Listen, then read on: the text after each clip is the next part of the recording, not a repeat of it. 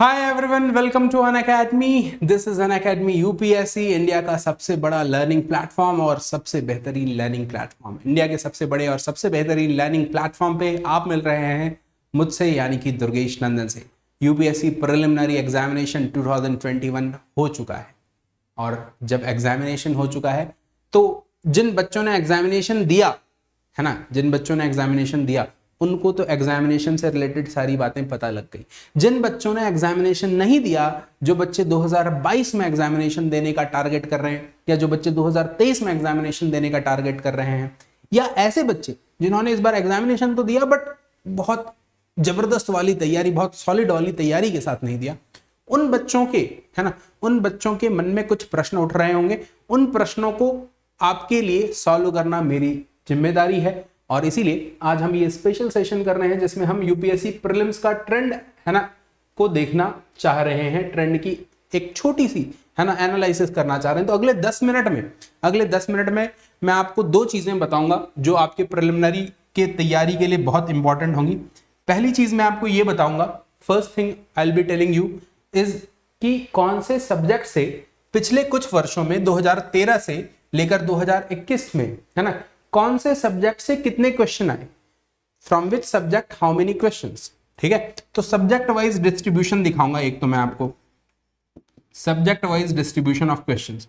दूसरी जो हम यहां पर बात करने वाले हैं, कई बार आप लोगों का डाउट होता है कि सर करंट अफेयर से कितने क्वेश्चन आएंगे, करंट अफेयर्स का वेटेज कितना होगा, स्टैटिक का वेटेज कितना होगा। एक नया सवाल आने लगा है आजकल बच्चों की तरफ से, क्योंकि यूपीएससी, है ना, कुछ बदलाव करते रहती है, तो नया सवाल आने लगा है कि सर 1 साल का करंट अफेयर्स पढ़े या 2 साल का करंट अफेयर्स पढ़े। तो करंट वर्सेस, है ना, करंट वर्सेस स्टैटिक का ये जो डिबेट है, इस पर भी जरा नजर डालेंगे कि कितने प्रश्न करंट से आ रहे हैं, कितने स्टैटिक से आ रहे हैं, कितने पुराने करंट से आ रहे हैं, है ना। There is a term that I use for old current, अभी बताते हैं। तो चलिए सबसे पहले सब्जेक्ट वाइज डिस्ट्रीब्यूशन देखते हैं। So the subject wise distribution जब आपको मैं दिखाऊंगा तो वहां पर 2-3 चीजें आपको ध्यान रखना है। पहली चीज क्या ध्यान रखना है कि अगर 2021 में ऐसा था तो जो जरूरी नहीं है कि 2022 में भी वैसा होगा, और ये सारी चीजें आपको ट्रेंड देख के समझ में भी आ जाएंगी। चलिए मैं सीधा डेटा पे ले चलता हूं आपको। तो ये है 2021, 2013, 14, 15, 16, 17, 18, 19, 20, और ये रहा हमारा 21। अब यहां पर हमें जिन चीजों पर फोकस करना है ना, वो ये है कि किस सब्जेक्ट से क्या वेरिएशन है ना। Just focus on the variation कि कब ज्यादा आ रहे हैं, कब, है ना, कम आ रहे हैं, और वेरिएशन कितना है। इस वेरिएशन को जरा समझने की कोशिश कीजिएगा, और उसके बेसिस पर फिर आप अपनी तैयारी को भी ज्यादा बेहतर समझ पाएंगे और कर पाएंगे। सबसे पहले मैंने सबसे फर्स्ट कैटेगरी में रखा है इकोनॉमी और गवर्नमेंट स्कीम्स को, इकोनॉमी, गवर्नमेंट स्कीम्स और उससे संबंधित ऑर्गेनाइजेशंस। तो अगर आप 2013 में देखेंगे तो 18 प्रश्न यहां से पूछे गए, 18 क्वेश्चंस। ठीक है, 2014 में आप देखो यहां से 10 का सवाल पूछे गए, 15 के अंदर यहां से 21 सवाल पूछे गए। मतलब 2010 में प्रश्नों की संख्या कम हो गई थी, मात्र 10, है ना। अगर आप देखें 2013 से लेकर 21 तक सबसे कम प्रश्न पूछे गए हैं 2014 के अंदर, बट 15 में वापस से 31 प्रश्न पूछे गए। सरप्राइज हो जाएंगे आप जब 16 का देखेंगे कि 16 में 29 क्वेश्चन पूछे गए, 17 में भी 29 क्वेश्चन पूछे गए। अब आखिर इतने ज्यादा प्रश्न क्यों आए? 2016 का जो पेपर था, है ना, 2016 का जो पेपर था वो करंट अफेयर्स, है ना, ज्यादा डोमिनेट कर रहा था उस पेपर में करंट अफेयर्स का काफी डोमिनेंस था। तो इकोनॉमी के करंट अफेयर्स से रिलेटेड क्वेश्चन ज्यादा थे यहाँ पे। ये जो क्वेश्चन थे ये बेसिकली इकोनॉमी के करंट अफेयर्स से रिलेटेड ज्यादा थे। 17 में भी कमोबेश, है ना, लगभग वैसा ही देखने को मिला कि इकोनॉमी के करंट अफेयर्स से रिलेटेड काफी क्वेश्चन मिले। 18 से फिर से वापस, है ना, वापसी की ओर देखने को मिला आपको। 25 क्वेश्चन पूछे गए, करंट अफेयर्स के भी थे, स्टैटिक के भी थे। ठीक है, 19 में 28, 23 में, सॉरी 19 में 28, 2020 के अंदर 23 क्वेश्चन पूछे गए। 2021 में यानी कि इस बार 14 प्रश्न पूछे गए हैं इकोनॉमी, है ना, स्कीम्स, गवर्नमेंट स्कीम्स का आपको नामो निशान देखने को मिल नहीं रहा है इस बार। नहीं, पूरा का पूरा पीडीएफ आप पढ़ के आते हैं, खूब सारे स्कीम याद करके आते हैं, इस बार देखने को खास मिला नहीं वहां से कुछ। इकोनॉमी के जो 14 क्वेश्चन देखने को मिले उनमें भी कंसेप्चुअल क्वेश्चन ज्यादा है। कंसेप्चुअल क्वेश्चन ऐसे टॉपिक से जो किसी न किसी वजह से न्यूज में रहे हो, जैसे कि इन्फ्लेशन से रिलेटेड क्वेश्चन पूछा गया, है ना, कि एक क्वेश्चन पूछा गया कि अगर करेंसी का डीवैल्यूएशन करेंगे, है ना, if we devaluate the currency, तो फिर एक्सपोर्ट कैसे बढ़ेगा। ठीक है, एक्सपोर्ट और करेंसी का रिलेशन, ठीक है, फॉरेन करेंसी और डोमेस्टिक करेंसी का रिलेशन। तो इस तरह के क्वेश्चन पूछे गए, है ना। केन्सियन इकोनॉमिक थ्योरी से क्वेश्चन पूछा गया, क्वेश्चन में कहीं पे लिखा नहीं था केन्सियन इकोनॉमिक थ्योरी, बट पूछा गया कि भैया रिसेशन हो तो क्या करना चाहिए, है ना, रिसेशन हो तो क्या करना चाहिए, इंटरेस्ट रेट कम करेंगे तो क्या होगा, ज्यादा करेंगे। तो इकोनॉमी के जो प्योर कंसेप्ट हैं उनसे रिलेटेड क्वेश्चन पूछे गए 2021 के अंदर 14 प्रश्न, है ना। तो अगर आप देखें ऑन एन एवरेज अगर इस ट्रेंड को देखें तो कभी भले ही कम क्वेश्चन पूछ लिए गए, 10 क्वेश्चन पूछ लिए गए, इस बार 14 पूछ लिए गए, ऑन एन एवरेज आप ये मान के चल सकते हैं कि 15 के आसपास तो पूछे ही जाएंगे मिनिमम, है ना। वर्स्ट केस सिनेरियो एक्सेप्शन अलग बात, अदरवाइज 15 के आसपास तो पूछे ही जाएंगे, और ज्यादा गया तो आप देखिए 28-29 तक भी गया है ना। 3 साल आप देखो, ये 29-28 है ना। तो अच्छे खासे प्रश्न यहां से बनते हैं, इस टॉपिक को बढ़िया से हमें प्रिपेयर करना है। अगर आप वही एनवायरमेंट को देखें, है ना, पर्यावरण को देखें, कई बार लोग, हो सकता है अगर आप चाहें तो एनवायरमेंट और एग्रीकल्चर को मिला के भी देख सकते हैं, एक साथ भी देख सकते हैं, अलग अलग भी देख सकते हैं, कोई दिक्कत वाली बात नहीं है। अगर अलग अलग मैं सेपरेट करके देखूं, है ना, तो एनवायरमेंट से 17 क्वेश्चन 2013 के अंदर थे, 2014 में ये क्वेश्चन बढ़कर 28 हो गए, है ना। 2014 में बढ़ने का वजह यह था कि क्योटो प्रोटोकॉल, है ना, क्योटो प्रोटोकॉल इनइफेक्टिव है, ये काफी चर्चा हो रही थी। तो क्योटो प्रोटोकॉल के बाद क्या होगा, पेरिस क्लाइमेट डील की चर्चा चल रही थी, 2015 में पेरिस क्लाइमेट डील साइन हुआ, उससे पहले उसकी चर्चा चल रही थी। तो United nation secretary general conference हुआ क्लाइमेट पर 2014 के अंदर, तो यहाँ पे क्वेश्चन बढ़ गए। और दूसरा बदलाव ये भी था कि जो फॉरेस्ट सर्विस का प्रीलिम्स है वो भी साथ में ही हो रहा था, फॉरेस्ट और सिविल सर्विसेज का प्रीलिम्स एक होगा, तो फिर एनवायरमेंट के क्वेश्चन बढ़ेंगे। दो एनवायरमेंटल कंसिस्टेंस बढ़ रहा है, वर्ल्ड लेवल पर, इंटरनेशनल लेवल पर एनवायरमेंट से संबंधित समझौते वगैरह ज्यादा हो रहे हैं, और फॉरेस्ट सर्विस का भी यही प्रीलिम्स है, तो इसके क्वेश्चन आप देखो बढ़ रहे हैं। 28 हो गए, 2015 में 22, 21, है ना, कम हुआ तो 14, 12 भी हुआ, बट वापस से फिर 21 हुआ 2019 में, 15 और इस बार फिर से 21, मतलब, है ना, अमूनन अगर आप देखेंगे तो 20 के आसपास तो प्रश्न देखने को मिल ही रहे हैं ऑन एन एवरेज, कभी 20 से बढ़ गए 28 भी हो गए, कम हुए मिनिमम तो 12 रहे। एग्रीकल्चर को अगर आप मिला के देखना चाहते हैं, एनवायरमेंट के साथ मिला के भी देख सकते हैं, अलग अलग देखना चाहें तो भी आप देख सकते हैं। 5 क्वेश्चन, 8 क्वेश्चन, 4 क्वेश्चन, 5, 5, 4, 2, 8, 6, यानी कि लगभग 5 क्वेश्चन के आसपास आप ऑन एन एवरेज मान सकते हैं एग्रीकल्चर से आपको देखने को मिलेंगे। कभी ज्यादा भी है, कभी कम भी है, but on an average 5 question के आसपास के हिसाब से आपकी तैयारी तो होनी ही चाहिए। ज्योग्राफी जब आप देखेंगे तो आपको थोड़ा सा डिसअपॉइंटमेंट हो सकता है, आप ऐसा सोच सकते हैं कि ज्योग्राफी पर कम टाइम, कम एफर्ट देना चाहिए, क्योंकि ज्योग्राफी, है ना, से जो नंबर ऑफ क्वेश्चंस हैं वो कम आ रहे हैं। बट ये आपका मिसकंसेप्शन होगा, अगर आप ऐसा सोचेंगे कि नंबर ऑफ क्वेश्चन कम आ रहे हैं तो ज्योग्राफी पे टाइम और एफर्ट कम दिया जाए, ये आपका मिसकंसेप्शन होगा। मिसकंसेप्शन इसलिए बोल रहा हूं मैं, मिसकंसेप्शन इसलिए बोल रहा हूं क्योंकि ज्योग्राफी का एप्लीकेशन, अगर डायरेक्ट ज्योग्राफी से क्वेश्चन नहीं भी है तो ज्योग्राफी का एप्लीकेशन आपको एनवायरमेंट में भी देखने को मिलेगा, वेजिटेशन से रिलेटेड क्वेश्चन आएंगे, और एग्रीकल्चर में भी देखने को मिलेगा, ठीक है। तो ज्योग्राफी आपको अगर डायरेक्ट कम क्वेश्चन भी आ रहे हैं तो एनवायरमेंट और एग्रीकल्चर में भी काम आ रहा है, तो ज्योग्राफी को इग्नोर बिल्कुल मत करिएगा, है ना। 2013 में 14 प्रश्न आए थे, सबसे ज्यादा अमेजिंग, है ना, सबसे ज्यादा अमेजिंग एंड सरप्राइजिंग कब हुआ, 2016 के अंदर, जब सिर्फ 4 प्रश्न पूछे गए, ओनली 4 क्वेश्चंस, है ना। बहुत डिसअपॉइंटमेंट हुई लोगों को, है ना। मैंने भी कुछ बच्चों को पकड़ पकड़ के पढ़ाया था ज्योग्राफी कि ये लो पढ़ लो, है ना, 3-4 दिन बाद पेपर होने वाला है, ये सब पूछा जाएगा, और सिर्फ 4 प्रश्न आए, ठीक। तो UPSC can surprise you any time, है ना, इसके लिए तो तैयार रहिए। 17 में 7 आए, वापस से फिर 18 में 4 प्रश्न आए, 19 के अंदर फिर 7, फिर 5, फिर 5, है ना। तो आप देखेंगे ज्योग्राफी के प्रश्न जो हैं वो कंसिस्टेंटली यहां से, अगर आप देखें 2016 से लेकर अभी तक, 2016 से लेकर अभी तक ज्योग्राफी के प्रश्नों की संख्या जो है वो काफी ज्यादा नहीं है। हालांकि जरूरी नहीं है कि आगे भी ऐसा ही रहे, हो सकता है किसी साल आपको ज्योग्राफी से ज्यादा क्वेश्चन भी देखने को मिल जाए, ठीक है। और अगर नहीं भी मिल रहे तब भी ज्योग्राफी को इग्नोर नहीं करना है, क्योंकि उसका एप्लीकेशन आपको एनवायरमेंट और, है ना, एग्रीकल्चर में काम आता है। और ये तो सिर्फ प्रीलिम्स की बात है, मेंस में तो फिर डायरेक्ट क्वेश्चन आएगा ही।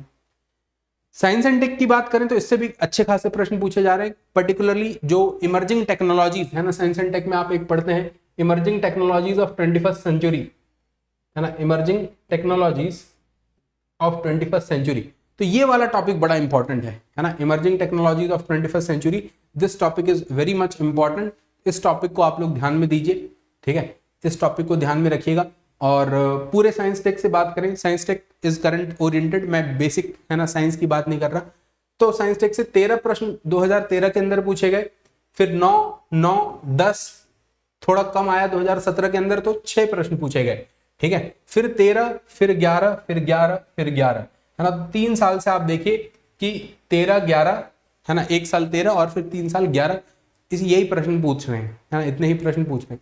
तो ट्रेंड, है ना, ट्रेंड से आपको ये बात समझ में आ जानी चाहिए कि साइंस एंड टेक की जब आप तैयारी करें तो 11-12 प्रश्न के आसपास आप मानकर चलें कि यहाँ से आपको देखने को मिल सकते हैं। उसके हिसाब से ही अपनी तैयारी करें, उसके हिसाब से अपना इनपुट डालें उसमें। हिस्ट्री और कल्चर की अगर मैं बात करूं, हिस्ट्री और कल्चर बड़ा एरिया है, modern, medieval, ancient, art and culture. Length और ब्रेड्थ की भी बात करूं सब्जेक्ट की तो अच्छा खासा है, पर खूबसूरती यह है कि स्टैटिक है ना। एक बार आपने प्रिपेयर कर लिया तो कुछ करंट अफेयर्स के अपडेशन की जरूरत नहीं है। मान लीजिए आपने फर्स्ट अटेम्प्ट में प्रीलिम्स क्लियर नहीं किया, ठीक है, तो सेकंड अटेम्प्ट में भी आप दे रहे हैं तो जो फर्स्ट अटेम्प्ट वाला है वो काम आ जाएगा। या प्रीलिम्स क्लियर कर लिया था, मेंस नहीं क्लियर हुआ, ठीक है, तो सेकंड अटेम्प्ट में काम आ जाएगा। ये सबसे बढ़िया बात है। ठीक ठाक प्रश्न पूछे जाते हैं। 15 था, फिर है ना 20 था, फिर आप देखेंगे 14, 17, 14, 21, है ना, 15, 20, 21। तो अभी आप देखें तो लगभग 21, 20, 21, बीच में 1 साल 15 अच्छे खासे प्रश्न पूछे जाते हैं।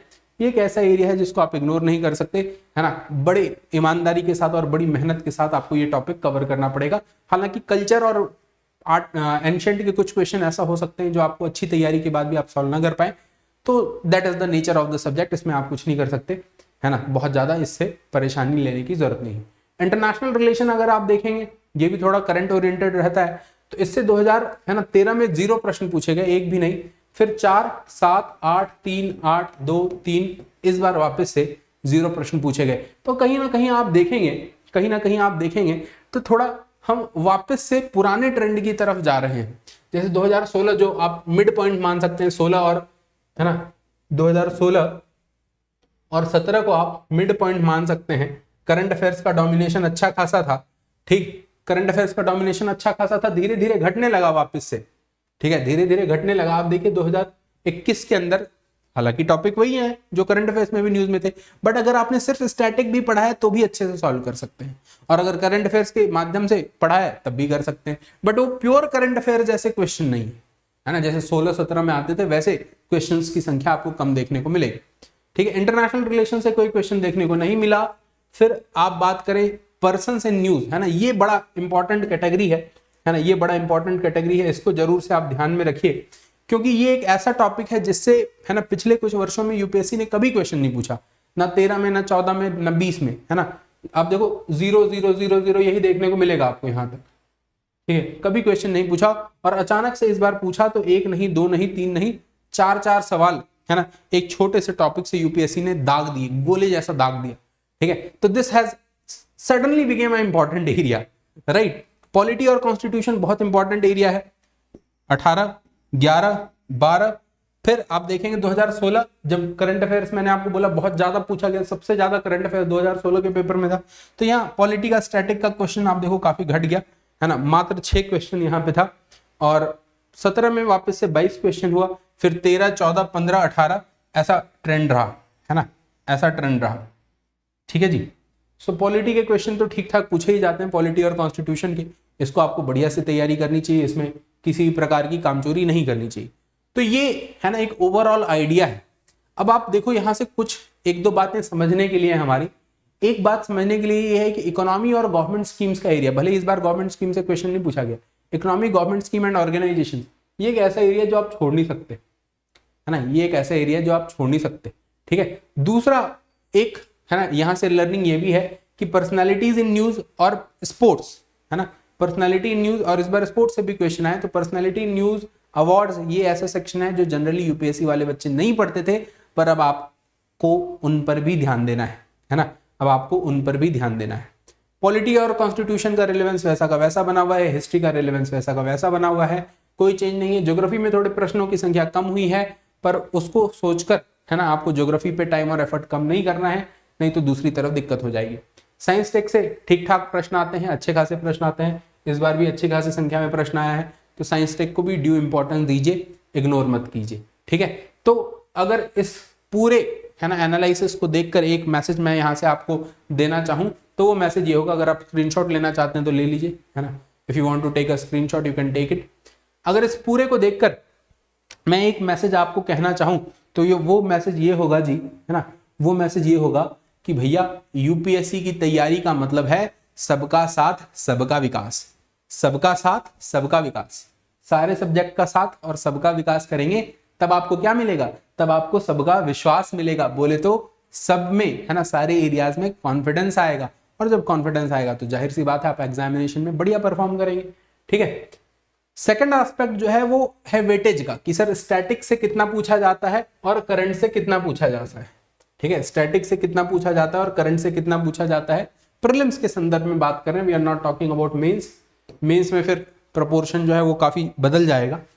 तो स्टैटिक करंट, मैं एक और डायमेंशन यहां पर ऐड कर देता हूं, जब भी मैं आपको करंट अफेयर्स वगैरह की क्लास पढ़ा रहा होता हूं तो मैं हमेशा एक चीज पर ज्यादा फोकस करता हूं, जिसको मैं बोलता हूं क्या, कि कंटेम्पररी टॉपिक्स हैं ये, है ना, कंटेम्पररी टॉपिक्स हैं। ठीक है, कंटेम्पररी टॉपिक्स हैं। तो कंटेम्पररी टॉपिक मतलब जो बीच बीच में न्यूज में रहा है पिछले 2 साल में 3 साल में, है ना, उन टॉपिक्स को हम बोलते हैं कंटेम्पररी। हो सकता है पिछले 5 साल में न्यूज में रहा हो। ठीक है, बैड बैंक्स को ले लीजिए, है ना, एनपीए को ले लीजिए, ट्विन डेफिसिट चैलेंज को ले लीजिए। ठीक है, तो ये कंटेम्पररी चीजें हैं जो पिछले कुछ समय से, है ना, अक्सर न्यूज में रहे हैं। तो मैं 3 चीजों का वेटेज दिखाऊंगा आपको, स्टैटिक का, करंट का और कंटेम्पररी का। ठीक है, स्टैटिक अगर आप देखें तो 2018 में 51 प्रश्न आए थे, 19 में कम होकर 43 हो गए, 20 में वापस से, है ना, 53 रहे, और 2021 के अंदर स्टैटिक के प्रश्नों की संख्या वापस से काफी ज्यादा बढ़ गई, है ना। ये बिल्कुल वैसा है 2013 से पहले जैसा होता था वैसा, है ना, 2013 से पहले जैसा होता था। 73 क्वेश्चन काफी बड़ी संख्या में। अगर आप 1 ईयर करंट अफेयर्स देखें, है ना, 1 ईयर करंट अफेयर्स देखें तो 2018 में 13 क्वेश्चन पूछे गए यहां से। ठीक है, 19 के अंदर 9, 20 के अंदर मात्र 1, और, है ना, 21 के अंदर 7 क्वेश्चन पूछे गए। हालांकि मतलब मैं 1 ईयर करंट में इसलिए बोल रहा हूं क्योंकि कंटेम्पररी का अलग रख रहा हूं, जो बार बार न्यूज में रहता है उसको अलग रख रहा हूं मैं, है ना।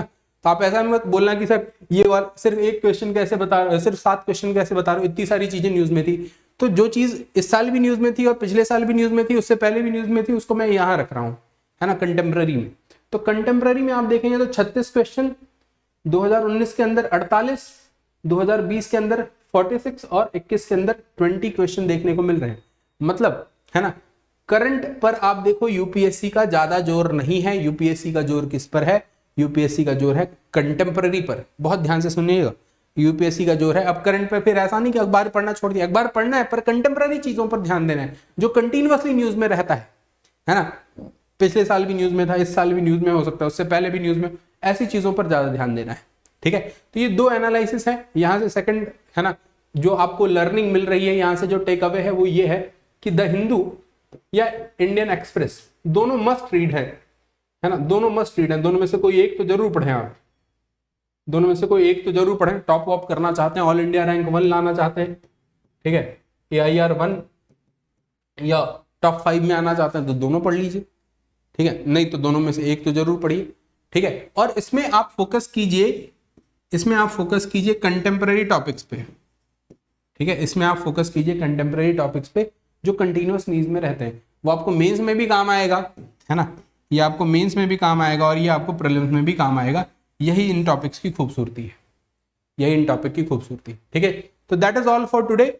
जो बच्चे 2022 और 23, है ना, के लिए प्रिपरेशन कर रहे हैं, इन बच्चों के लिए एक बहुत ही स्पेशल इनिशिएटिव यहाँ पर हम लोग ले रहे हैं। For those who are preparing for 2022 and 2023, I am taking a very special initiative for them. We are launching a complete guided foundation batch, है ना, guided foundation batch, जिसमें पूरा hand holding, complete hand holding आपको मिलेगा। Day 1 से क्या पढ़ना है, कैसे पढ़ना है, कितना पढ़ना है ना, पढ़ने के बाद रिवाइज कब करना है, टेस्ट कब देना है, ठीक है, टेस्ट के क्वेश्चंस, वो पूरा का पूरा एक कंप्लीट पैकेज यहां पर आपको मिलने वाला है। एक ऐसा बैच हम लोग शुरू करने वाले हैं इस महीने के 25 तारीख से। 25 तारीख से शुरू करने वाले हैं, बट मैं आपको बहुत एडवांस में इसलिए बता रहा हूं क्योंकि मैं चाहता हूं कि सारे बच्चे 25 से पहले ज्वाइन कर लें, सो दैट जो हमारा डे 1 हो उस समय सारे बच्चे एक साथ पढ़ाई करें, एक पूरा का पूरा माहौल बन जाए, एक पूरा का पूरा इकोसिस्टम, है ना, एक वाइब्रेंट इकोसिस्टम हम तैयार करें। उस वाइब्रेंट इकोसिस्टम में डे 1 से ही हम कड़ी मेहनत करें, है ना, डे 1 से ही हम स्मार्ट वर्क करें वहां पर, और एक वाइब्रेंसी भी रहे, एक माहौल भी रहे, एक कॉम्पिटिटिव एनवायरमेंट भी रहे, उस कॉम्पिटिटिव एनवायरमेंट का भी आपको फायदा मिले। ठीक है, तो ऐसा नहीं कि कोई बाद में ज्वाइन कर रहा है, कोई पहले ज्वाइन कर रहा है, किसी का मॉडर्न छूट गया, किसी का मेडाइवल छूट गया, है ना, किसी ने ज़्यादा पढ़ लिया, ऐसा नहीं होना चाहिए, है ना। 25 से शुरू कर रहे हैं, कोशिश कीजिए 25 से पहले थोड़ा ज्वाइन कर लीजिए, सो दैट 25 से बिल्कुल एक साथ, है ना, एक साथ तैयारी शुरू कर सकें ग्रुप में, फिर सबको, है ना, मॉनिटरिंग करना भी ईजी हो जाता है। अदरवाइज आप, है ना, बाद में आगे पीछे आते हैं तो हो सकता है फिर आपकी मॉनिटरिंग प्रॉपर नहीं हो पाए, तो प्रॉपर मॉनिटरिंग भी हो पाएगी, सब कुछ एक साथ पढ़ पाएंगे। 25 तारीख से बैच शुरू है। बैच का खासियत यह है टारगेट और टेस्ट बेस्ड अप्रोच यूज करेंगे यहाँ पे। टारगेट और टेस्ट बेस्ड अप्रोच मतलब डेडलाइंस होंगी कि इतने, है ना, दिनों के अंदर, इतने, है ना, वीक्स के अंदर ये वाला पोर्शन सब आपको कंप्लीट करना है, और वो पोर्शन कंप्लीट करने के बाद फिर आपका टेस्ट होगा। उस टेस्ट के एनालिसिस के बेसिस पे फिर आपको और क्या पढ़ना है ना, या कितना और टाइम देना है उस सब्जेक्ट पे, वो सारी चीजों का निर्धारण होगा। तो ये काफी इंपॉर्टेंट होने वाला है। दिस इज समथिंग दैट, है ना, can not be done easily. तो जो चीजें आसान है ना, उन चीजों को करके मुश्किल चीजें हासिल करना कहाँ पॉसिबल है। तो मुश्किल चीजों को, है ना, चैलेंजिंग चीजों को हासिल करना है, हिमालय पे चढ़ना है, तो प्रैक्टिस या ट्रेनिंग जिसको आप कहते हैं वो भी उसी के हिसाब का होना चाहिए। तो ट्रेनिंग भी उसी के हिसाब का होगा।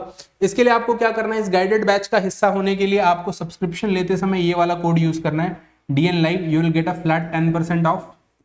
ठीक है, अनअकैडमी सब्सक्रिप्शन ले लीजिए, पेड प्लेटफॉर्म पे होगा ये पूरा, है ना, this will be on paid platform. Unacademy subscription ले लीजिए, इस कोड को यूज कीजिए, 10% का डिस्काउंट मिलेगा। जो आपकी अल्टीमेट फी होगी 1 ईयर प्रोग्राम के लिए, वो होगी लगभग 51,900। ठीक है, इसका लिंक, है ना, इस सब्सक्रिप्शन का लिंक, इसके सब्सक्रिप्शन के लिए लिंक आपको मेरे टेलीग्राम चैनल @Arohan1 पे मिल जाएगा। ठीक है, इस टेलीग्राम चैनल पे आपको लिंक मिल जाएगा, आराम से टेलीग्राम चैनल पे जाइए, वहां पे you will get the link and you can simply join it. ठीक है, चलिए, बट मेक श्योर 25 से पहले ज्वाइन करें, सो दैट सारे बच्चे एक साथ तैयारी फिर वहां पे सॉलिड तरीके से कर सके। आप अभी ज्वाइन करना चाहते हैं अभी कर लीजिए, क्योंकि 13 तारीख से एक क्लास शुरू हो रही है कुछ दिनों के लिए। अगर आप चाहते हैं तो 13 तारीख वाली क्लास देखिए, जब फिर हम लोग 25 से शुरू करेंगे तो फिर सब एक साथ हो जाइएगा। 20 बुक्स आपको यहाँ पे फ्री में मिलेंगे, है ना, GS1 से लेके 2, 3, 4 सब कुछ इंक्लूडेड है उसमें।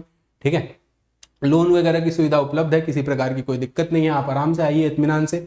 प्लस आइकॉनिक कुछ भी लीजिए, गाइडेड बैच का बेनिफिट जो है वो प्लस वाले बच्चों को भी मिलेगा, है ना, प्लस में भी रह के आपको गाइडेड का बेनिफिट मिलेगा, किसी प्रकार की कोई दिक्कत नहीं है।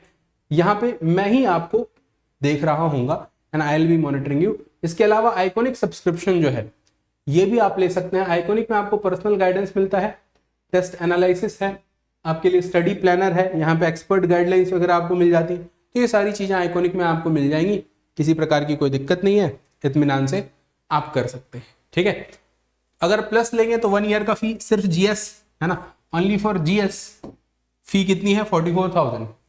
आइकॉनिक लेंगे तो ओनली फॉर GS फी है 67,000, 2 ईयर के लिए 1,04,000। ऑप्शनल की फी है 24,000। अगर आप दोनों लेना चाहते हैं तो जो गाइडेड बैच है उसको ज्वाइन कीजिए, उसकी फी होगी कितनी 51,900। I have already told you. ठीक है, इससे कुछ कम भी हो सकता है। अगर आपने फ्री क्लासेस देखी हैं तो आपके पास क्रेडिट्स होंगे, उन क्रेडिट्स को आप इसमें से, जब आप सब्सक्रिप्शन लेकर होंगे वहां पे बटन आएगा रिडीम क्रेडिट, उस पर क्लिक कीजिएगा, माइनस हो जाएगा वो। ठीक है जी, चलिए 13 अक्टूबर से भी बैच शुरू हो रहा है, आप अभी ज्वाइन करना चाहें अभी भी ज्वाइन कर सकते हैं, और फिर बाद में, है ना, 25 वाले बैच के साथ जुड़ जाइएगा। नहीं तो कम से कम 25 से पहले तो ज्वाइन कर ही लेना है। ठीक है जी, बाकी अनअकैडमी कॉम्बैट का टेस्ट होता है, इसको भी दीजिए। यहाँ पे अगर आपको स्कॉलरशिप मिल जाए तो और भी बढ़िया बात है। हर संडे को 11 बजे होता है, तो do not miss it this Sunday.